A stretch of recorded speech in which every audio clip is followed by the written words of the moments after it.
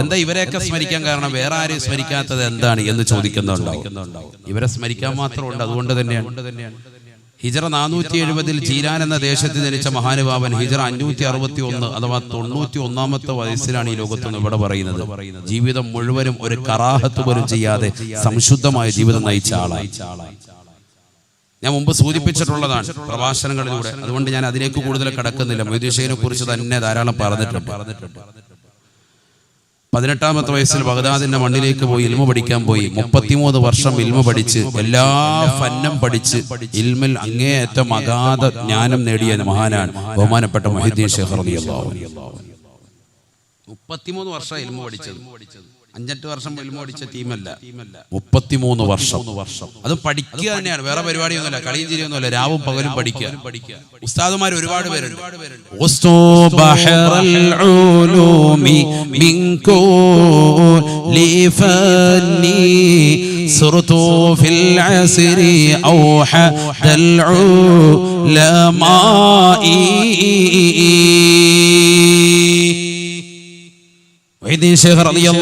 പറയുകയാണ്, ഞാൻ പഠിക്കാത്തതായ ഇൽമില്ല, ഞാൻ ഓതാത്തതായ കിതാബില്ല, ഞാൻ പഠിക്കാത്തതായ ഒരു ഇൽമുമില്ല, ഞാൻ ഓതാത്തതായ ഗ്രന്ഥമില്ല. എല്ലാ ഇൽമും ഞാൻ പഠിച്ചെടുത്തു, എല്ലാ അറിവും ഞാൻ നേടിയെടുത്തു. അക്കാലഘട്ടത്തിൽ ഒറ്റമൊത്തായി ഞാൻ നിലകൊണ്ടു എന്ന് മുഹീദ്ദീൻ ഷെയ്ഖ് റളിയല്ലാഹു അൻഹു തികഞ്ഞ ആലിമാണ്. നമ്മൾ മനസ്സിലാക്കുന്ന പോലെ 10 പേരിൽ 50 മോതിരം ഇട്ടിട്ട് ഒരു മക്ബറയിൽ വന്ന് പച്ച പുതച്ചിരുന്നിട്ട് യാഹൂ അടിച്ച് ജനങ്ങളെ പിഴപ്പിക്കാൻ വേണ്ടി ഇരുന്ന ആളാണ് എന്ന് കരുതരുത്. അങ്ങനത്തെ ഒരു ശൈഖൊന്നും അല്ല. ജനങ്ങളെല്ലാവരും കൊണ്ട് ഊതി തരട്ടെ, അങ്ങനത്തെ പരിപാടി. ഇപ്പൊ പൈസ കൊണ്ടുവാ, നിങ്ങളൊക്കെ അങ്ങനെ ആയിരിക്കും കരുതിയിരിക്കുന്നത്. മൊയ്തീൻ ഷെയ്ഖ് എന്നൊക്കെ പറയുമ്പോൾ മുടിയൊക്കെ ഇങ്ങനെ ജട പിടിച്ചിട്ട് കുളിക്കാത്തറയായിട്ട് ഇങ്ങനെ നിൽക്കുന്ന ഒരാളായിട്ട് നിങ്ങൾ ആരും കരുതല്ല. ചിലരുടെ മനസ്സിൽ അങ്ങനെ ഉണ്ടാവും. എല്ലാവരും അങ്ങനെയാണല്ലോ. ഇപ്പൊ ഇങ്ങനെ ഷെയ്ഖ് എന്നൊക്കെ കരുമ്പോ സൂഫി എന്നൊക്കെ കരുതുമ്പോഴത്തേക്ക് ചിലരുടെ മനസ്സിൽ അങ്ങനത്തെ ആളൊന്നും അല്ല ഇത് വലിയ ധനികനായ മനുഷ്യനാണ് മുഹീദ്ദീൻ ഷെയ്ഖ് റളിയല്ലാഹു അൻഹു. അക്കാലഘട്ടത്തിൽ വലിയ പണക്കാരുടെ ലിസ്റ്റിൽ അദ്ദേഹത്തിന്റെ പേരുണ്ട്. പക്ഷെ പണത്തിന്റെ പറുദീസയിൽ നിൽക്കുന്ന ആളല്ല മുഹീദ്ദീൻ ഷെയ്ഖ് റളിയല്ലാഹു അൻഹു. മുഹീദ്ദീൻ ഷെയ്ഖ് റളിയല്ലാഹു അൻഹുവിന്റെ അടുക്കലേക്ക് ഒരു മനുഷ്യൻ വന്നിട്ട് പറയുകയാണ്, ഷെയ്ഖ് അവറുകളെ, നിങ്ങളുടേതാകുന്ന സാധന സാമഗ്രികളുമായി കടന്നു വന്ന കപ്പലിതാ കടലിന്റെ അടിയിലേക്ക് മുങ്ങിപ്പോയിരിക്കുകയാണ്. മുഹീദ്ദീൻ ഷെയ്ഖ് റളിയല്ലാഹു അൻഹു ദർസ് എടുത്തുകൊണ്ടിരിക്കുകയാണ്. തന്റെ മുത്തഅല്ലിമീങ്ങളുടെ മുന്നിലിരിക്കുന്നതായ മുഹീദ്ദീൻ ഷെയ്ഖ് റളിയല്ലാഹു അൻഹു അല്പനേരം മൗലിയായി നിന്നുകൊണ്ട് കുറച്ചു നേരം കഴിഞ്ഞപ്പോൾ പറയുകയാണ്, അൽഹംദുലില്ലാഹ്. അല്പനേരം കഴിഞ്ഞപ്പോ അതേ മനുഷ്യൻ തന്നെ വന്നുകൊണ്ട് പറയുകയാണ്, ശൈഖ് അവറുകളെ, നിങ്ങളുടെ കപ്പലെല്ലാം മുങ്ങിപ്പോയത് അത് മറ്റൊരാളുടെ സാധനങ്ങളുമായി കടന്നു വന്നതായ കപ്പലാണ് കടലിന്റെ അടിയിലേക്ക് മുങ്ങിപ്പോയത് എന്ന് കേട്ടപ്പോ അല്പനേരം മൗനിയായി നിന്നുകൊണ്ട് ശൈഖ് അവറുകൾ പറയുകയാണ്, അൽഹംദുലില്ലാഹ്. ശിഷ്യന്മാരെ ക്ലാസ് കഴിഞ്ഞപ്പോൾ ചോദിക്കുകയാണ്, പതിവില്ലാതെ അൽഹംദുലില്ലാഹ് ഉരുവിട്ടതെന്നാണ്? മുഹീദ്ദീൻ ഷെയ്ഖ് റളിയല്ലാഹു അൻഹു പറയുകയാണ്, എന്റേതാകുന്ന സാമ്പത്തിക ശേഷി മുഴുവനും ആ കപ്പലിലാണ്. ആ കപ്പലിലുള്ളതാകുന്ന കച്ചവട സാധനങ്ങൾ വഹിച്ചുകൊണ്ട് കടന്നു വന്നു. ആ കപ്പൽ അഴിയിലേക്ക് പോയിട്ടുണ്ട്, എന്റെയാണെന്ന് പറഞ്ഞപ്പോ ഞാനൊരു വേള എന്റെ മനസ്സിലേക്കൊന്ന് നോക്കി. എന്റെ മനസ്സിലേക്ക് ഞാനൊന്ന് നോക്കി. എന്റെ മനസ്സ് അല്ലാഹ് എന്ന ചിന്തയെ വിട്ടുകൊണ്ട് ഈ ലോകത്തിന്റെ തമ്പുരാനായ ജഗന്നിയന്താവായ പരിപാലകനായ സർവേശ്വരനായ സർവാധിപതിയായ സർവലോക സൃഷ്ടിപ്പിന് സംഹാരകർത്താവായ പടച്ചറപ്പിനെ വിട്ടുകൊണ്ട് അല്ലാഹയെ വിട്ട് എന്റെ മനസ്സ് എങ്ങോട്ടെങ്കിലും ചാഞ്ചല്യപ്പെട്ടിട്ടുണ്ടോ? ഞാൻ നോക്കുമ്പോ എന്റെ മനസ്സിന് പതറലില്ല, എന്റെ മനസ്സ് ചെതറിയിട്ടില്ല. ഈ ദുനിയാവിനോടുള്ള അമിതമാകുന്ന ഭ്രമം എന്റെ മനസ്സിൽ വന്നിട്ടില്ല. എന്റെ സമ്പത്ത് നഷ്ടപ്പെട്ടു എന്ന് കേട്ടപ്പോ എന്റെ മനസ്സിനൊരു കുലുക്കവും ഉണ്ടായിട്ടില്ല. അല്ലാഹ് എന്ന ചിന്തയല്ലാതെ മറ്റൊന്നും മനസ്സിലില്ല. എന്റെ മനസ്സിനെ ചെതറാതെ പതറാതെ പിടിച്ചു നിർത്തിയ അല്ലാഹ്, നിനക്കാണ് സർവസ്തുതിയും അല്ലാഹ്. അൽഹംദുലില്ലാഹ്, അൽഹംദുലില്ലാഹ്. അതുകൊണ്ട് അതുകൊണ്ടാണ് ഞാൻ അൽഹംദുലില്ലാ പറഞ്ഞത്. അല്പനേരം കഴിഞ്ഞപ്പോൾ അതേ മനുഷ്യൻ തന്നെ വന്നുകൊണ്ട് പറയുകയാണ്, ശൈഖ് അവറുകളെ, നിങ്ങളുടെ എല്ലാ കപ്പൽ മറ്റൊരാളുടെ സാധന സാമഗ്രികളുമായി കടന്നു വന്നതായ സാധനമാണ് കടലിന്റെ അടിയിലേക്ക് പോയതുള്ളതെന്ന് കേട്ടപ്പോ ഞാൻ എന്റെ മനസ്സിലേക്ക് വീണ്ടും നോക്കി. എന്റെ മനസ്സിന് വല്ല കുഴപ്പമുണ്ടായിട്ടുണ്ടോ? എന്റെ എല്ലാ സാധനം മറ്റൊരാളുടെയാണ് സാധനങ്ങൾ, മറ്റൊരാളുടെ കച്ചവട ചരക്കുകൾ മുഴുവനും കടലിന്റെ അടിയിലേക്ക് പോയെന്ന് കേട്ടപ്പോ എന്റെ മനസ്സിന് വല്ലാത്ത അമിതമായ ആഹ്ലാദം വന്നിട്ടുണ്ടോ? ഞാൻ എപ്പോഴും നോക്കിയപ്പോ എന്റെ മനസ്സ് അല്ലാഹ് എന്ന ചിന്ത വിട്ടുപോയിട്ടില്ല. എന്റെ മനസ്സിന്റെ അകത്തളങ്ങളിൽ ഒരേ ഒരു ചിന്ത മാത്രമാണ്, ഒരേ ഒരു ഇലാഹ് മാത്രമാണ്. ആ ഇലാഹല്ലാതെ മറ്റൊരാൾ എന്റെ ഹൃദയത്തിന്റെ അകത്തളങ്ങളില്ല. ആ പടച്ചറപ്പിന്റെ മാത്രമായി എന്റെ ഹൃദയത്തെ പിടിച്ചു നിർത്തിയ അല്ലാഹ് എന്ന ചിന്തയല്ലാത്ത മറ്റൊരു ചിന്ത തരാത്ത റബ്ബേ, നിനക്കാണ് സർവസ്തുതിയും അല്ലാഹ്.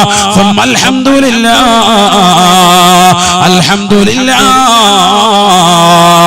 അതുകൊണ്ടാണ് ഞാൻ വീണ്ടും അൽഹംദുലില്ലാ പറഞ്ഞത് എന്ന് മുഹിയുദ്ദീൻ ശൈഖ് റളിയല്ലാഹു അൻഹു. ദുനിയാവിനോടുള്ള അമിതമായ ഭ്രമമില്ല, ദുനിയാവിനോടുള്ള അമിതമായ താല്പര്യമില്ല. അല്ലാഹുവിന്റെ റസൂൽ പറയുകയാണ്, സഹാബ അവസാന കാലഘട്ടം കടന്നു വരുമ്പോ മുഅ്മിനീങ്ങളുടെ ഹൃദയത്തിൽ വഹ്ന മാത്രമാണ് ഉണ്ടാവുക. അന്ന് ശത്രുക്കൾ മുഴുവനും അവർക്ക് നേരെ തിരിയുമേ, എല്ലാ വിശ്വാസികളും മുഅ്മിനീങ്ങളുടെ നേരെ തിരിയുമേ. ശരിയല്ല റസൂലുള്ളാഹി പറഞ്ഞത്? പൗരത്വ ബില്ല് ഭേദഗതിയുടെ വിഷയം വന്നിട്ട് ഇവിടെ ഏതെങ്കിലും ഇതര സമുദായത്തില് വലിയ വലിയ തലമൂത്തപ്പാരുണ്ടായിട്ടുണ്ട്. ആരെങ്കിലും ഇതുവരെ ഒന്ന് കുലുങ്ങിയോ, മാർപ്പാപ്പയൊന്നിറങ്ങിയോ, ഇതുവരെ ഒരു വർത്തമാനം അതിനെക്കുറിച്ച് പറഞ്ഞിട്ടുണ്ടോ? റസൂലുള്ളാഹി പറഞ്ഞില്ലയോ? അവസാന കാലഘട്ടം കടന്നു വരുമ്പോ മുഅ്മിനാകുന്ന മനുഷ്യ, നിന്റേതാകുന്ന ഹൃദയത്തിന്റെ അകത്തളങ്ങളിൽ വഹ്ന അല്ലാഹു ഇട്ടുതരുമത്രേ. അവിശ്വാസികളുടെ ഹൃദയത്തിൽ നിന്ന് മുഅ്മിനീങ്ങളോടുള്ള ഭയപ്പാട് അല്ലാഹു എടുത്തു കളയുമേ. അങ്ങനത്തെ ഒരു കാലഘട്ടത്തിൽ മുഅ്മിനായ മനുഷ്യന്റെ ഹൃദയത്തിൽ അല്ലാഹു നൽകുന്നത് വഹ്നാണ്, വഹ്നാണ്. ഖാലൂ വമൽ വഹ്നു യാ റസൂലല്ലാഹ്. നബിയേ, നബിയേ, എന്താണ് വഹ്നെന്ന് പറഞ്ഞാൽ ഒന്ന് പറഞ്ഞു തരണേ റസൂലേ.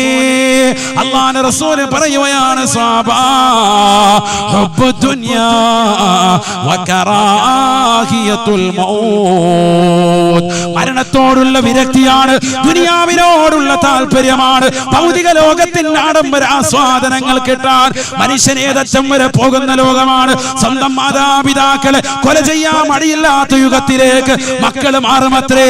മക്കളെ കൊണ്ടുപോയി അമ്മത്തൊട്ടിലേക്ക് വലിച്ചെറിയാൻ മടിയില്ലാത്ത യുഗത്തിലേക്ക് അവരുടെ സമ്പത്ത് കണ്ടെടുക്കാൻ മാതാപിതാക്കൾ തയ്യാറാകുമത്രേ.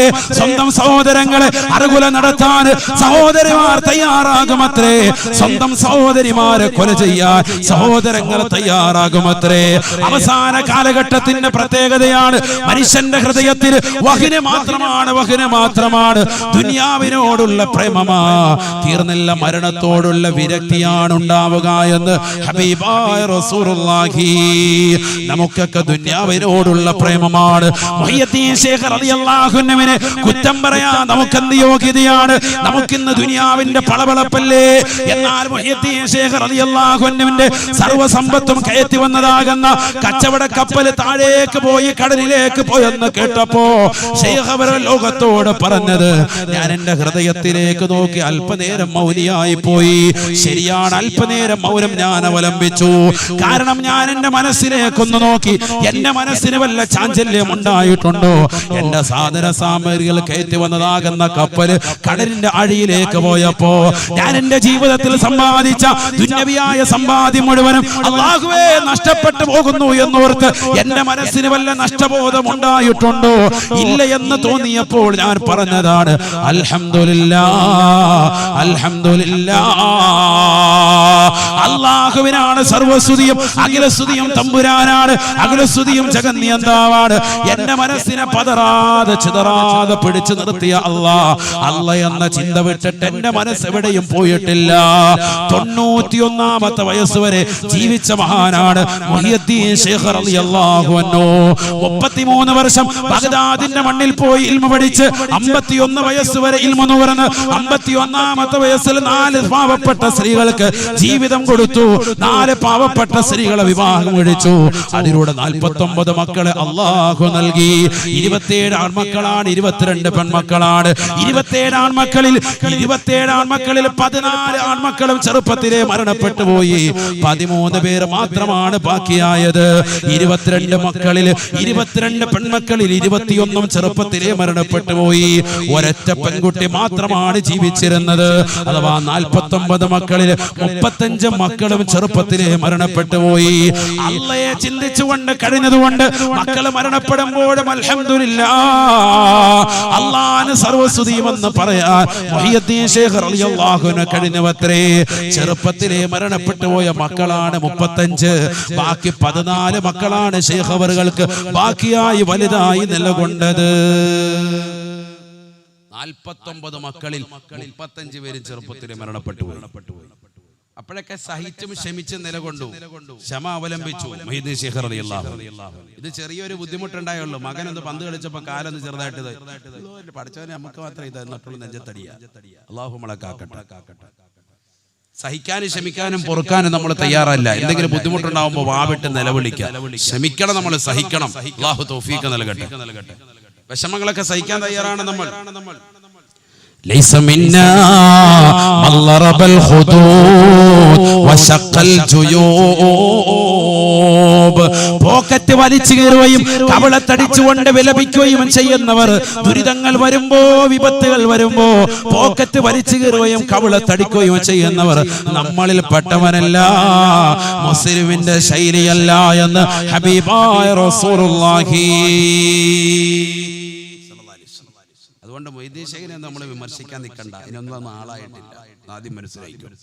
നീ മനസ്സിലാക്കിയതുപോലെ കള്ള ഉലി അല്ല മുഹീദ്ദീൻ ശൈഖ് റളിയല്ലാഹു അൻഹു. 33 വർഷം ഇൽമു പഠിച്ചിട്ട് 51ാമത്തെ വയസ്സ് മുതൽ പിന്നീടുള്ള 40 വർഷം ദീനി പ്രബോധന മേഖലകളിൽ നിലകൊണ്ട വ്യക്തിയാണ്. ദീനിനെ സജീവമാക്കിയ വ്യക്തിയാണ്. അതുകൊണ്ടാണ് അദ്ദേഹത്തെ മുഹിയുദ്ദീൻ എന്ന് കാലം വിളിച്ചത്. ദീനിനെ ജീവിപ്പിച്ച വ്യക്തി എന്ന് വിളിച്ചത്. 40 വർഷം ദീനി പ്രബോധന മേഖലകൾ നിലകൊണ്ടു. ദീൻ പഠിപ്പിച്ചു കൊടുക്കാണ് ജനങ്ങൾക്ക്. മുദർരിസാൻ തദ്രീസിന്റെ മേഖലകൾ നിലകൊണ്ടു. 40 വർഷം കൂടെ കഴിഞ്ഞപ്പോൾ എത്രയായി? 91 വയസ്സായി. അവിടുന്ന് വഫാത്തായി. അദ്ദേഹത്തിന്റെ മകൻ, മൂത്ത മകൻ അബ്ദുൽ വഹാബ് റളിയല്ലാഹു അൻഹു മഹാനുഭാവനാണ് മയ്യിത്ത് നമസ്കാരത്തിന് ജനാസയ്ക്ക് ഇമാമത്ത് നിർവഹിച്ചത് എന്ന് ചരിത്രത്തിൽ കാണാം. കാരണം എന്താ, മകനെ അതുപോലെ പഠിപ്പിച്ച് വലിയ ആലിമാക്കി തികഞ്ഞ പണ്ഡിതനാണ്. അതുകൊണ്ട് ആ മകനെ ഇമാമത്ത് നിർത്തി. ചെറിയ ആളല്ല മുഹീദ്ദീൻ ശൈഖ് റളിയല്ലാഹു അൻഹു. ചെറിയ വ്യക്തിയല്ല, ഒരു നിസാരനായ വ്യക്തിയായി കാണരുതേ. അൽ വലിയു അൽ ആരിഫു ബില്ലാഹ് ഹസ്ബ മാ യുംകിൻ അൽ മുവാദിബു അല ത്വാആതി അൽ മുജ്തനിബു അനിൽ മഹ്ദൂറാതി മിനൽ ലഹവാതി വശഹവാതി വൽ ഹഫവാത്. എന്താ വലിയ എന്ന് പറഞ്ഞാൽ നീ മനസ്സിലാക്കിയതുപോലെ, ഞാൻ നേരത്തെ പറഞ്ഞതുപോലെ 50 വിരല് അല്ല 10 വിരൽ 50 മോതിരം ഇട്ടിട്ട് ഇങ്ങനെ കാണിക്കുന്നവനല്ല. അങ്ങനെ കാണിക്കുന്ന ടീംസ് ഉണ്ടാവും. കള്ള ഉലിയാക്കന്മാര്, കള്ള ജിന്നമ്മമാര്, കള്ള ശൈഖന്മാരായിട്ട് ചമയുന്നവർ. ഒരു പച്ച ശാലിട്ട ഉടനെ വലിയാണെന്ന് മനസ്സിലാക്കണ്ട. അങ്ങനെയൊന്നും നീ മനസ്സിലാക്കണ്ട. കേരള സമൂഹത്തിൽ ധാരാളമുണ്ട് കള്ള ഉലിയാക്കന്മാർ. മുഹീദ്ദീൻ ശൈഖിന്റെ റളിയല്ലാഹു അൻഹുവിന്റെ പേരിലുള്ള യഥാർത്ഥമായ തരീഖത്ത്, ഖാദിരിയ തരീഖത്തിനെ പോലും വ്യാജം ചിത്രീകരിച്ചുകൊണ്ട് നടക്കുന്ന ധാരാളം കള്ള ശൈഖന്മാര് കേരളത്തിൽ തന്നെ ധാരാളമുണ്ട്. നമ്മൾ അവരുടെ പിറകെ ഒന്നും പോകണ്ട. മനസ്സിലാക്കണം, വളരെ ശ്രദ്ധിക്കേണ്ടതാണ്. അൽ വലിയു, വലിയ എന്ന് പറഞ്ഞാൽ അൽ ആരിഫു ബില്ലാഹി ഹസ്ബ മാ യുംകിൻ, അല്ലാഹുവിനെ കുറിച്ച് നല്ലതുപോലെ അറിവിന്റെ ആഴിയിലെത്തിയിട്ടുള്ളവർക്ക് വലിയെന്ന് തന്നെ പറയാൻ പറ്റും. അല്ലാഹുവെ കുറിച്ച് ശരിക്കും പഠിച്ചവരാണ്. ഹസ്ബ മാ യുംകിൻ, പഠിക്കാവുന്നതിന് അങ്ങേയറ്റം പഠിച്ചവരാണ്. അല്ലാതെ ഒരു മസല ചോദിച്ച് ഇപ്പോൾ വരാന്ന് പറഞ്ഞ ടോയ്ലറ്റിൽ പോയിരുന്ന ഉസ്താദിനെ മെസ്സേജ് വാട്സാപ്പിൽ മറുപടി കിട്ടിയതിന് ശേഷം ഇറങ്ങി വന്ന് 10 കൊടുക്കുന്നവരല്ല. അവനൊന്നും വലിയല്ല. വലിയെന്ന് പറഞ്ഞാൽ മസല ചോദിച്ചാൽ മദ്ഹബിന്റെ വീക്ഷണത്തിൽ കൃത്യമായ മറുപടി നിർവഹിക്കാൻ കഴിയുന്ന വ്യക്തിക്ക് വലിയെന്ന് പറയാൻ പറ്റും. കൃത്യമായ മറുപടി, ഏറ്റവും റാജിഹായി വെച്ച് നല്ല മറുപടി കൊടുക്കാൻ കഴിയുന്നു. അതിനെ വലിയാക്കാവുള്ളൂ. നല്ല അറിവുണ്ടാവണം. അറിവുള്ള ആളുകളെ വലിയാവുള്ളൂ. അല്ലാതെ ചുമ്മാ വസ്ത്രവിധാനത്തിനും കോലം കെട്ടലും കണ്ടിട്ട് അവരുടെ പുറകെ പോകണ്ട. മനസ്സിലായിക്കോ, ഞാനിത് പറയുന്നത് വളരെ ശ്രദ്ധിക്കുക. സ്ത്രീകളുള്ളത് കൊണ്ടാണ് ഇത് ഗൗരവത്തിൽ പറയുന്നത്. സ്ത്രീകളാണ് ഈ വിഷയത്തിൽ നല്ലതുപോലെ അറിവ് നേടേണ്ടവർ. കാണുന്നവരൊക്കെ പുറകെ കാണുക, അയ്യോ അവിടെ നല്ലൊരു ശൈഖുണ്ട്, അവിടെ ഒരു ജിന്നുമുണ്ട്, എന്ത് പറഞ്ഞാലും റെഡിയാക്കി തരും, അവിടെ പോയാൽ മതി. അല്ലാഹു നമ്മളെ കാക്കട്ടെ. കാശ് മുഴുവൻ വലിച്ചിട്ട് അവസാനം ഇടാൻ ഡ്രസ്സ് പോലും ഇല്ലാതെ ഇറക്കി വിടും. അങ്ങനത്തെ ടീംസ് ആയിരിക്കുന്നത്. മൊത്തം ആത്മീയ ചൂഷണമാണ്. മനസ്സിലാക്കണം. നമ്മൾ ഈ കള്ള ഔലിയാക്കളുടെ പിറകെ ഒന്നും പോകണ്ട. നമുക്ക് അള്ളാഹുവിന്റെ ഔലിയാക്കൾ അള്ളാഹു സുബ്ഹാനഹു വ തആല നേരിട്ട് കാണിച്ചു തന്നിട്ടുണ്ട്. കരുനാഗപ്പള്ളി ശൈഖന്മാർ അല്ലേ? അതിനപ്പുറത്തേക്ക് ഇനി ഒരു വലിയനെ നമുക്ക് കരുനാഗപ്പള്ളിക്കാർക്ക് വേണ്ട. ഏറ്റവും വലിയ വിലായത്തിന്റെ മർത്തബയിലുള്ളവരാണ്. അവരേറ്റവും വലിയ സമുന്നതമായ വ്യക്തിത്വങ്ങളാണെന്നുള്ളതിന് ഏറ്റവും വലിയ തെളിവാണ് താജ്മഹൽ പോലെ ഉയർന്നു നിൽക്കുന്ന മനോഹരമായ ഒരു ഗേഹം, അള്ളാഹുവിന്റെ ഭവനം എന്നുള്ളത്. അള്ളാഹുവിന്റെ മഹത്തുക്കളാകുന്ന ഔലിയാക്കളുടെ മനോഹരമായ കൂടാരത്തിന് കീഴിൽ അള്ളാഹു വെച്ചു. അറിയപ്പെടണമെന്ന് ആഗ്രഹിക്കാത്തവരാണവർ. പക്ഷെ അള്ളാഹു അവരെ അറിയിച്ചു കൊടുക്കാണ് ജനങ്ങൾക്ക്. അവർ നിസ്സാരക്കാരല്ല. നമ്മൾ മാത്രമല്ല, ലോകത്തിന്റെ വിവിധ ഭാഗങ്ങളിൽ നിന്ന് പല ദേശങ്ങളിൽ അവിടെ വന്ന് സിയാറത്ത് ചെയ്ത് പോവാൻ. അവർ നിസ്സാരക്കാരല്ല. പക്ഷെ പോകേണ്ടത് കോലത്തിൽ പോകണം. അവരെ സ്ത്രീകൾ ഇടകലരുന്നുണ്ടല്ലോ ഉസ്താദെ, അതിനോട് പറയണ്ട. നമ്മൾ പലവട്ടവും പറഞ്ഞിട്ടുള്ളതാണ്.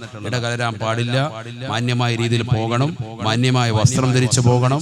സ്ത്രീകൾ പോയി നിൽക്കേണ്ട രീതിയുണ്ട്. അവർ ശരീരം മുഴുവനും മറക്കണം, ശരീരത്തിന്റെ നഗ്നതകൾ മുഴുവൻ മറച്ചിട്ട് വേണം പോകാൻ. ഇതൊക്കെ ഇസ്ലാമികമായ മാനമാണ്. അതങ്ങനെ തന്നെ ശ്രദ്ധിച്ചപ്പോ അത് ശ്രദ്ധിച്ചോ. പുരുഷന്മാരുമായിട്ട് ഇടകലരാൻ പാടില്ല. അതൊക്കെ വളരെ ഗൗരവത്തിൽ ശ്രദ്ധിക്കേണ്ട വിഷയമാണ്. വളരെ ഗൗരവത്തിൽ ശ്രദ്ധിക്കേണ്ട വിഷയം, നിസ്സാര വിഷയമല്ല. കാരണം എന്തുകൊണ്ട്? ആ ഇടകലർച്ച കൊണ്ട് ശൈഖുകളുടെ മുന്നിലൊക്കെ വന്നിട്ട് ചില ആളുകൾ എന്നിട്ട് സെൽഫി, പള്ളി ഉൾപ്പെടെ സെൽഫി എടുത്ത് കെട്ടിട്ട് പോകുന്നവരുണ്ട്. പെണ്ണുങ്ങൾ ഉൾപ്പെടെ ദാമ്പത്യ വല്ലരിയിലേക്ക് കടന്നു വന്നിട്ട് ആദ്യത്തെ സെൽഫി ശൈഖുകളുടെ മുന്നിൽ നിന്നായിക്കോട്ടെ. പരിപാടി അതാ. രണ്ടുപേരും കൂടെ അവിടെ വന്നിട്ട് തിണ്ണെ കയറി എന്നിട്ട് ഉസ്താദിന്റെ റൂം തീർച്ചയായിട്ടും സെൽഫി എടുത്ത് വെക്കുക. ആ പരിപാടിയൊന്നും വേണ്ട. അദബ് കേടാണ്, ഗുരുത്തക്കേടാണ്. അള്ളാഹു നമ്മളെ കാത്തിരക്ഷിക്കട്ടെ. അവിടെ നമ്മൾ പൊതുവായിട്ടുള്ള ഒരു കാഴ്ചവസ്തുവായിട്ട് നിൽക്കാൻ പാടില്ല. അതോടുകൂടിയും ഗുരുത്വത്തോടുകൂടിയും ചെയ്താൽ ഇതിനൊക്കെ ഭവ്യതയുണ്ട്. നമ്മളിപ്പോ ഈ വാതിലിന്റെ സദസ്സിലേക്ക് വന്നു. ഇവിടുന്ന് തിരിച്ചു പോകുമ്പോഴും വരുമ്പോഴും ഒക്കെ അന്യ സ്ത്രീകളുമായിട്ട് ഇടകലരാനാണ് നിന്റെ മനസ്സിന്റെ ഭാവമെങ്കിൽ നിയ്യത്ത് തെറ്റിപ്പോയി. അവിടെ പോയ 10 പെണ്ണുങ്ങളെ കാണാം, റാഹത്താണ്, വെളിയിൽ നിന്നാ മതി, മാല മറക്കപ്പുറത്ത് നിന്നാ മതി എന്നുള്ള ലക്ഷ്യമാണ് നിന്റെ മനസ്സിലേക്ക്. നിയ്യത്ത് തെറ്റി. അള്ളാഹു നമ്മളെ കാക്കട്ടെ. നല്ല നിയ്യത്തിലാണ് പോകുന്നത് നിന്റെ അമല് എങ്കിൽ ഇൻഷാ അല്ലാഹ് അല്ലാഹു കബൂലാക്കും. നിസ്സാര കാര്യമല്ല ഇത്. ചെയ്താൽ വർണ്ണമായ പ്രതിഫലം, ചെയ്യേണ്ടതുപോലെ ചെയ്താൽ. നല്ല വസ്ത്രം ധരിച്ച് അത്തറൊക്കെ തേച്ച് കുളിച്ച് വൃത്തിയായി ശുദ്ധിയുള്ള സമയത്ത് സ്ത്രീകൾ റാഹത്തായ നിലയിലാണ് പോകുന്നത്. അന്യപുരുഷന്മാരൊന്നും ഇടകലരാതെയാണ് പോകുന്നത്. അത് തന്നെ മുസ്ലിം സ്ത്രീകൾ ഒന്നിലധികം ഉണ്ട് എങ്കിൽ, അല്ലെങ്കിൽ സ്വന്തം ഭർത്താവോ അല്ലെങ്കിൽ അതുപോലെ മഹറമായ ആളുകളോ ഉണ്ടെങ്കിൽ മാത്രമേ എവിടെയും യാത്ര അനുവദിക്കുന്നുള്ളൂ. ശുദ്ധ ഇസ്ലാം. അള്ളാഹു മനസ്സിലാക്കി അമൽ ചെയ്യാൻ തൗഫീഖ് നൽകട്ടെ. അള്ളാഹു തൗഫീഖ് നൽകട്ടെ.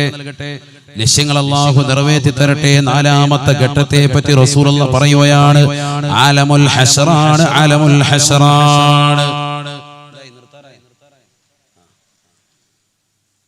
ഞാൻ വേഗം നിർത്താം ഇൻഷാ അല്ലാഹ്. എനിക്കൊരു പ്രശ്നമുണ്ട്. വാദ് പറയാൻ തുടങ്ങിയാൽ പിന്നെ 4-5 മണിക്കൂറൊക്കെ അങ്ങ് പറയും. അങ്ങനെ ഒരു പ്രശ്നമുണ്ട്. അത് വലിയൊരു വിഷയമാണ്. എപ്പോഴും ചിന്തിക്കും കയറുമ്പോൾ അരമണിക്കൂർ പറഞ്ഞിട്ട് നിർത്തണമെന്ന്. താച്ചേമുക്കിൽ കണ്ടില്ലേ, വാല് പറഞ്ഞിട്ട് അവസാനം കഴിഞ്ഞപ്പോൾ 2:30. ഞാൻ വീട്ടിലെത്തിയപ്പോഴത്തേക്കും സുബൈ ബാങ്ക് വിളിച്ചു. നിങ്ങൾ പിന്നെ സുബൈ നിസ്കരിച്ചോന്നുള്ളത് അന്വേഷിക്കേണ്ടിയിരിക്കും. ഉറങ്ങി കാണും. ഈ സദസ്സൊക്കെ എന്തിനാ ഇങ്ങനെ നടത്തുന്നത് എന്ന് ചോദിക്കുന്നവർക്കുള്ള ഏറ്റവും വലിയ മറുപടി അതാണ്. മാറാവ്യാധികളിൽ നിന്ന് സംരക്ഷണം അള്ളാഹു നൽകും. അള്ളാഹുവിന്റെ ഔലിയാക്കളെ സ്മരിച്ച് അള്ളാഹു നമ്മളെ കബൂലാക്കുമാറാവട്ടെ. അപ്പൊ 4ാമത്തെ ഘട്ടം അതാണ്, ആലമുൽ ഹശ്ർ, മഹ്ശറയാണെന്ന് സയ്യിദുനാ റസൂലുള്ളാഹി. 4ാമത്തെ ഘട്ടം മഹ്ശറയാണ്. മഹ്ശറ എന്ന് പറയുന്നത് നമ്മൾ മനസ്സിലാക്കിയതുപോലെ പെട്ടെന്നങ്ങ് കഴിയും ഒന്നും കരുതണ്ട. മഹ്ശറ എന്തുകൊണ്ടാണ് അത് ലോകമായത്? അതൊരു വിചാരണയുടെ ഘട്ടം. അത് ലോകമാകാൻ കാരണം അവിടുത്തെ ഒരു ദിവസം എന്ന് പറയുന്നത് ഈ ദുനിയാവിലെ 50,000 വർഷമാണെന്ന് വിശുദ്ധമായ ഖുർആൻ. അവിടുത്തെ ഒരു ദിവസം ദുനിയാവിലെ 50,000 വർഷം, അത്രേ ഉള്ളൂ. പെട്ടെന്ന് കഴിയും. ഖുർആൻ പറഞ്ഞാണ് സൂറത്തുൽ മആരിജ്, ബിസ്മില്ലാഹിർ റഹ്മാനിർ റഹീം, സഅല സായിലും ബിഅദാബിൻ വാഖിഅ ലിൽ കാഫിരീന ലൈസ ലഹു ദാഫിഅ മിനല്ലാഹി ദിൽ മആരിജ് تعرج الملائكة والروح إليه في يوم كان مقداره 50,000 سنة فاصبر صبرا جميلا. في يوم كان مقداره 50,000 سنة. ഖുർആൻ പറയാണ് അവിടുത്തെ ഒരു ദിവസം ദുനിയാവിലെ 50,000 വർഷം. എത്ര നാളത്തെ വിചാരണ പറയാൻ അങ്ങോട്ട് ചെന്നത്? എത്ര നാളത്തെയാണ്? ആകെ 100 കൊല്ലം ജീവിച്ച്, അങ്ങനെ കരുതിക്ക് അത്ര ആയുസ്. അള്ളാഹു നമുക്ക് അവന്റെ ത്വാഅത്തിലായി ദീർഘായുസ്സ് നസീബാക്കട്ടെ. ഈ 100 വർഷത്തെ വിചാരണ പറയാനാണ് മഹ്ശറിൽ പോയി നിൽക്കുന്നത്. അവിടുത്തെ ഒരു ദിവസം 50,000 വർഷം. നഊദു ബില്ലാഹ്, അള്ളാഹു നമ്മളെ കാക്കട്ടെ. ഓരോ ഘട്ടങ്ങൾ നമ്മൾ മനസ്സിലാക്കണം. ഇത് നിസ്സാരമല്ല. ഇവിടെ ദുനിയാവിൽ നീ കളിച്ചും രസിച്ചൊക്കെ പോകുമ്പോ നീ മനസ്സിലാക്കി നീ മഹ്ശറിൽ പോകാനുള്ളവനാണ്, വിചാരണ നേരിടേണ്ടവനാണ്. എന്താണ് മഹ്ശറ? ചെറുതല്ല. നബിയനാ റസൂലുള്ളാഹി സ്വല്ലല്ലാഹു അലൈഹി വസല്ലമ തങ്ങൾ പറയുകയാണ്, 16,15,15,000 കിലോമീറ്റർ അകലെ നിൽക്കുന്നതായ സൂര്യൻ തലയ്ക്ക് മീതെ കൊണ്ടുവന്ന് വിചാരണ നടത്തുന്ന സ്ഥലമാണ് മഹ്ശറ. മഹ്ശറ എന്ന് പറഞ്ഞാൽ സൂര്യനെ തലയ്ക്ക് മീതെ കൊണ്ടുവരും. നരകത്തെ മുന്നിൽ കൊണ്ടുവന്ന് നിർത്തിയിട്ടാണ് വിചാരണ നടത്തുക. നരകത്തെ മുന്നിൽ കൊണ്ടുവരും. ചെറിയതല്ല. നരകത്തിന്റെ ചൂട് പറയേണ്ടതില്ലല്ലോ, സൂര്യന്റെ ചൂട് പറയേണ്ടതില്ലല്ലോ. ചുട്ടുപൊഴുത്ത് നിൽക്കാണ്. അങ്ങനെയാണ് നീ വിചാരണ നടക്കുക. ചെറിയ രംഗമല്ല. അതല്ലേ റസൂലുള്ളാഹി പറഞ്ഞത്, വമിൻഹും മൻ യൽജിമുഹുൽ അറഖു ഇൽജാമ. ചിലരുടെ കണങ്കാല് വരെ വിയർപ്പിൽ, ചിലരുടെ മുട്ടുകാല് വരെ വിയർപ്പിൽ, ചിലരുടെ അര വരെ വിയർപ്പിൽ, ചിലരുടെ തോള് വരെ വിയർപ്പിൽ, ചിലർ വിയർപ്പിൽ അങ്ങ് മുങ്ങിക്കുളിക്കുമെന്ന് സയ്യിദുനാ റസൂലുള്ളാഹി. ഓരോരുത്തരുടെയും അമലിനെ ബേസ് ചെയ്തിട്ടാണ് ജീവിതത്തിൽ നമസ്കാരം എങ്ങനെയാണ് നിർവഹിച്ചിട്ടുള്ളത് അതിനനുസരിച്ചിട്ടുണ്ടാവും. എങ്ങനെയാണ് ജീവിതത്തിൽ നിന്റെ സുഹൃതമുള്ളത് അതിനനുസരിച്ചിട്ടുണ്ടാവും. ഏതുപോലെ പ്രളയം വന്നപ്പോഴത്തേക്കും ഓരോരുത്തരുടെയും വീടുകളിൽ വെള്ളം കയറിയത് വിഭിന്നമാണ്. വെള്ളം കയറിയിട്ടുള്ള ഭാഗങ്ങളിൽ അന്വേഷിച്ചാൽ അറിയാം. ചിലരുടെ പെരയ്ക്കകത്ത് കയറിയിട്ടില്ല, ചിലരുടെ മുറ്റം വരെ വന്നിട്ടുണ്ട്, ചിലരുടെ സിറ്റ് ഔട്ട് വരെ വന്നിട്ടുണ്ട്, ചിലരുടെ പെരയ്ക്കകത്ത് കയറി, ചിലരുടെ അര വരെ കയറി, ചിലരുടെ പെര ഒന്നായിട്ട് ചെങ്ങന്നൂർ ഭാഗത്തൊക്കെ മുങ്ങിപ്പോയി, ഒരു നില ഒന്നായിട്ട് പോയി, ചിലർ 2ാം നില വരെ എത്തുന്ന രീതിക്കായി. എന്നതുപോലെ ഓരോരുത്തരും ചെയ്യുന്ന അമലിനനുസരിച്ച് അല്ലാഹു സുബ്ഹാനഹു വ തആല വിയർപ്പിലാണ് മുങ്ങിക്കുളിക്കുന്നത്. ചെളിയൊന്നല്ല, വിയർപ്പിൽ മുങ്ങും. എന്ന് ചിന്തിച്ചു നോക്ക്. മനുഷ്യൻ അവന്റെ വിയർപ്പിൽ മുങ്ങിക്കുളിക്കുമെന്ന് ഹബീബ് റസൂലുള്ളാഹി. അതാണ് മഹ്ശറ. ചെറിയ രംഗമല്ല. അവിടെ മതിലപ്പുറത്തെക്കാരെ നിൽക്കുന്നത്. ഇങ്ങോട്ട് പോരെ, ഇവിടെ വന്ന് നിൽക്ക്. മരിങ്ങോട്ട് നോക്കുന്ന പൊതി വിളമ്പാൻ തുടങ്ങിയോന്നായത് നോക്കുന്നത്. കേറിയിരുന്നോളെ. എടാ വാളണ്ടിയേഴ്സ് അവിടെ നിൽക്കുന്നവരും കൂടെ കയറ്റിയിരുത്ത്. ഇവരെ ആനയിച്ച് കയറ്റിയിരുത്ത്. അല്ലാഹു കബൂലാക്കട്ടെ. ശ്രദ്ധിക്കും. അപ്പൊ അതാണ് മഹ്ശറ എന്ന് പറഞ്ഞാൽ നരകം കൂടി എത്തിയെങ്കിലേ വിചാരണ തുടങ്ങൂ എന്നാണ് സയ്യിദുനാ റസൂലുള്ളാഹി സ്വല്ലല്ലാഹു അലൈഹി വസല്ലം പറയുന്നത്. ചെറിയ രംഗമല്ല. നരകം കൂടി വന്നെങ്കിലേ വിചാരണ നടക്കൂ. അല്ലാഹു സുബ്ഹാനഹു വ തആല ജിബ്രീൽ അലൈഹിസ്സലാമിനെ പറഞ്ഞു വിടുകയാണ്. നരകത്തെ കാക്കുന്ന മലക്കായ മാലിക് അലൈഹിസ്സലാമിന്റെ അടുക്കൽ പോയി നീ പറയും, നരകവുമായി വരാൻ പറയും, നരകത്തെ കൊണ്ടുവരാൻ പറയും, നരകത്തെ മഹ്ശറിലേക്ക് തെളിച്ചു കൊണ്ടുവരും. വല്ലാത്ത രംഗമാണ് റസൂലുള്ളാഹി പറയുക. അതൊരു വല്ലാത്തൊരു ഭീതിതമായ രംഗമാണ്. നരകമെന്ന് പറഞ്ഞാൽ തന്നെ ചെറുതല്ലല്ലോ. അതുകൊണ്ടല്ലേ എല്ലാ ദിവസവും രാവിലെ പ്രഭാതത്തിൽ എഴുന്നേറ്റാൽ ഉടനെ അൽഹംദുലില്ലാഹില്ലദീ അഹ്യാനാ ബഅദമാ അമാതനാ വ ഇലൈഹി നശൂർ എന്ന് പറയുന്ന മോമിൻ അവൻ പറയാറുണ്ട് അല്ലേ? ഇബാദുർ റഹ്മാൻ, റഹ്മാനായ റബ്ബിന്റെ അടിമകളെ കുറിച്ച് വിശുദ്ധമായ ഖുർആൻ പറയുന്നുണ്ട്. റഹ്മാനായ റബ്ബിന്റെ അടിമകളുടെ വിശേഷണങ്ങൾ ഖുർആൻ എണ്ണുന്നുണ്ട്. അതിലൊന്നാണ് അവർ നരകത്തെ തൊട്ട് കാവൽ തേടും. രാവിലെ എഴുന്നേറ്റാൽ ഉടനെ بسم الله الرحمن الرحيم والذين يقولون ربنا اصرف عنا عذاب جهنم إن عذابها كان غراما إنها ساءت مستقرا ومقاما. രാവിലെ എഴുന്നേറ്റാലുടനെ കാവൽ തേടുകയാണ്. അല്ലാഹ് റബ്ബന സ്രിഫ് അന്നാ അദാബ ജഹന്നമ, ജഹന്നമ എന്ന നരകത്തെ തൊട്ട് കാക്കണേ അല്ലാഹ്, നീ കാവൽ നൽകണേ അല്ലാഹ്. ഇന്ന അദാബഹാ കാന ഗറാമാ ഇന്നഹാ ഇന്നഹാ സാഅത് മുസ്തഖറൻ വമുഖാമാ. കാവല് തേടും. രാവിലെ എഴുന്നേറ്റാൽ ഉടനെ നരകത്തെ തൊട്ടുള്ള കാവല് തേട്ടാൽ മനസ്സിലാക്കണം. നമ്മൾ ചെയ്യുന്നുണ്ടോ എന്നുള്ളത് വേറെ വിഷയം. ചെയ്യേണ്ട കാര്യമായി പറഞ്ഞു തരും, ചെയ്യേണ്ടതാണ്. അത് കഴിഞ്ഞ് പള്ളിയിലേക്ക് വരുന്നു, അല്ലെങ്കിൽ വീട്ടിൽ തന്നെ സുബഹിയുടെ സുന്നത്ത് നിസ്കരിക്കുന്നു. ഞാൻ മുമ്പ് പലപ്പോഴായിട്ട് പല വാതുകളിലും പറഞ്ഞിട്ടുള്ള കാര്യമാണ്. മിക്ക സഹോദരങ്ങൾ ഒരുവശം റമദാൻ ക്ലാസ്സിൽ ഒരു പ്രാവശ്യം ഞാൻ സൂചിപ്പിച്ചിട്ടുണ്ട്. സുബഹിയുടെ സുന്നത്ത് നമസ്കാരത്തിൽ നമ്മൾ ഓതേണ്ടതാകുന്ന സൂക്തത്തെ പറ്റി അലം നശ്റഹ് സൂറത്തും കാഫിറൂനും ആദ്യത്തെ റക്അത്ത്. രണ്ടാമത്തെ റക്അത്തിൽ സൂറത്തുൽ ഫീൽ അലം തറ കൈഫ ഫഅല റബ്ബുക ബി അസ്ഹാബിൽ ഫീൽ എന്ന സൂക്തവും ഖുൽ ഹുവല്ലാഹു അഹദ് എന്ന സൂക്തവും, ഈ രണ്ട് സൂക്തങ്ങളും ഓതണം. ഖുർആൻ ഓർമ്മപ്പെടുത്തിയതാണ്. ഈ രണ്ട് സൂക്തങ്ങളാണ് ഓതേണ്ടത്. നല്ലതുപോലെ ശ്രദ്ധിക്കണം. ബിസ്മില്ലാഹിർ റഹ്മാനിർ റഹീം. അലം നശ്റഹ് ലക സദറക വവളഅനാ അൻക വിസ്റക അല്ലദീ അൻഖള ളഹറക വറഫഅനാ ലക ദിക്റക ഫഇന്ന മഅൽ ഉസ്രി യുസ്റാ ഇന്ന മഅൽ ഉസ്രി യുസ്റാ ഫഇദാ ഫറഗ്ത ഫൻസബ് വഇലാ റബ്ബിക ഫർഗബ്. ബിസ്മില്ലാഹിർ റഹ്മാനിർ റഹീം.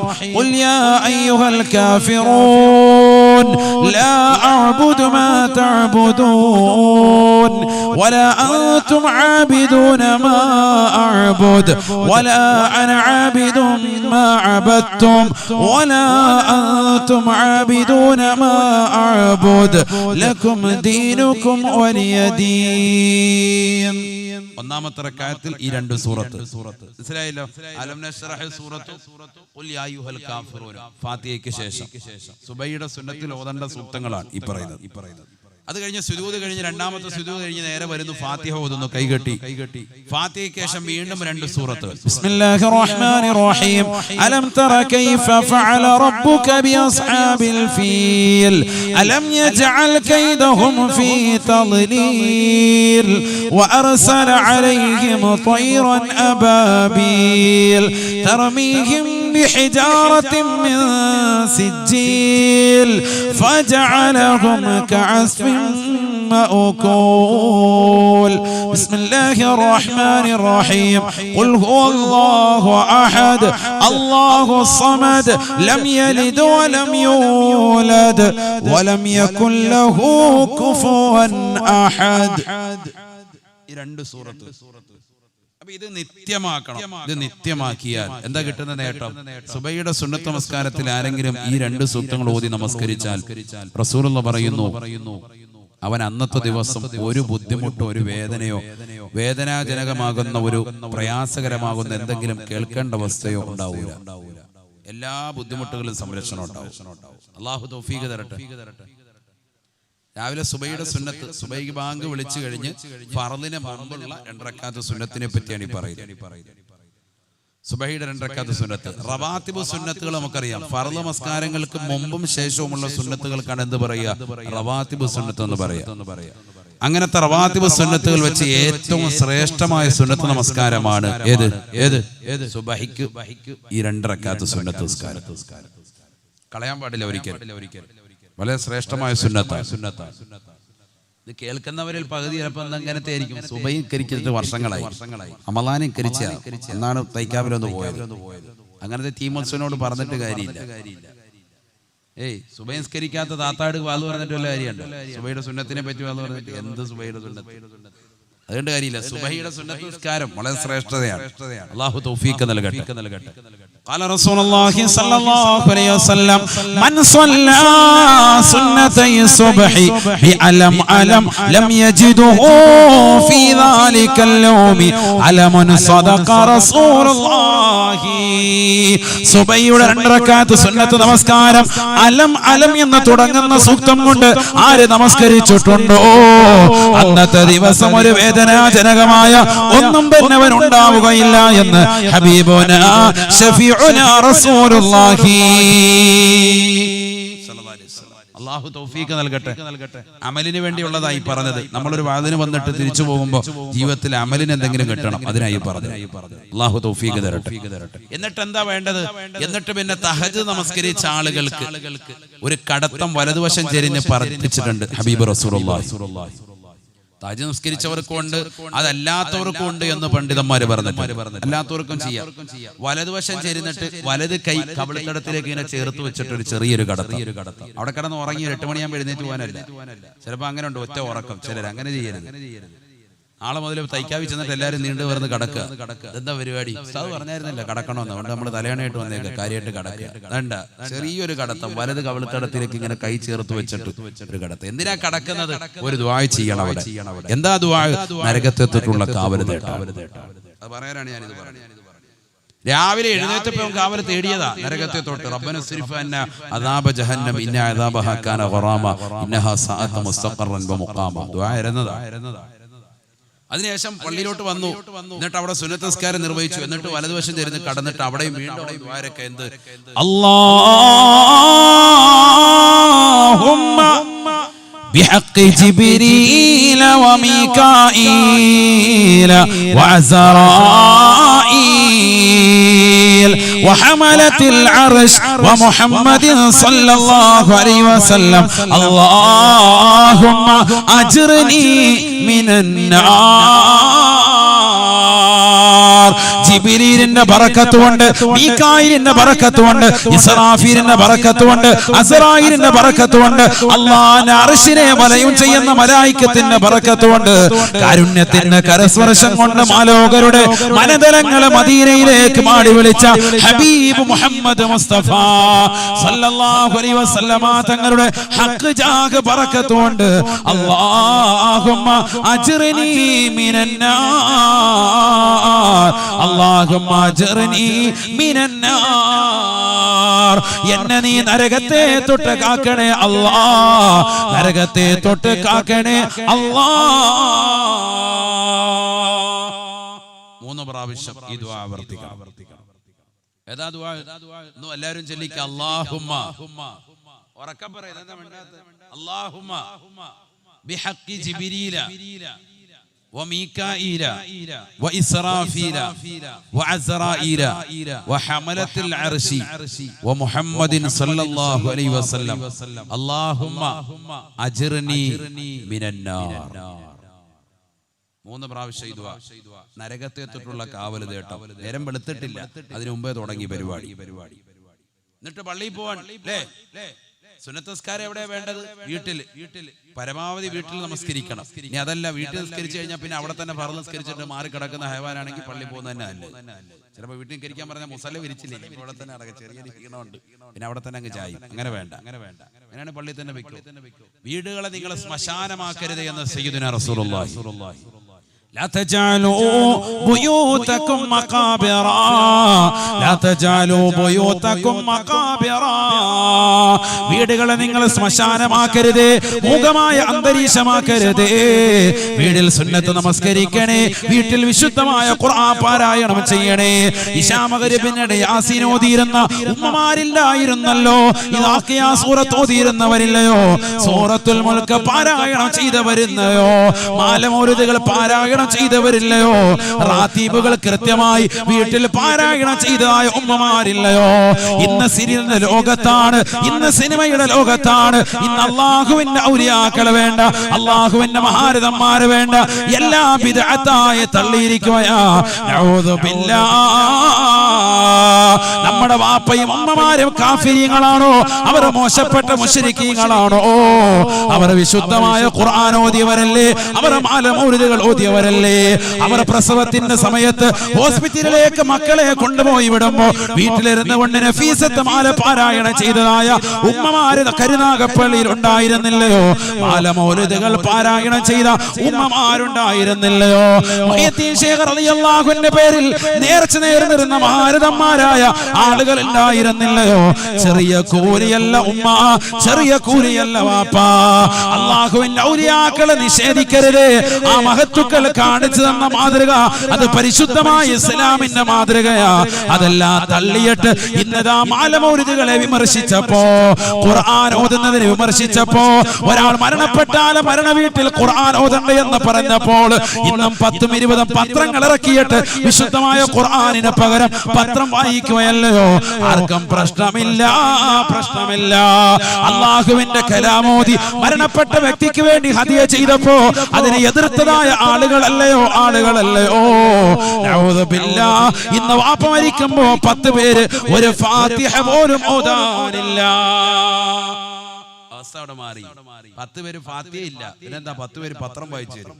മലയാള മനോരമ അടക്കമുള്ളത്. വല്യപ്പ എന്നെ ജോലിയായിരുന്നു, റിട്ടയർഡ് അധ്യാപകരായിരുന്നു. ട്രെയിൻ അടിയിൽ പോയി, കുഴപ്പമില്ല, എല്ലാം വായിക്കാം. മകന് മരുമകൻ എന്നെ ജോലി, പത്രം വായിച്ചിട്ട് പോവാ.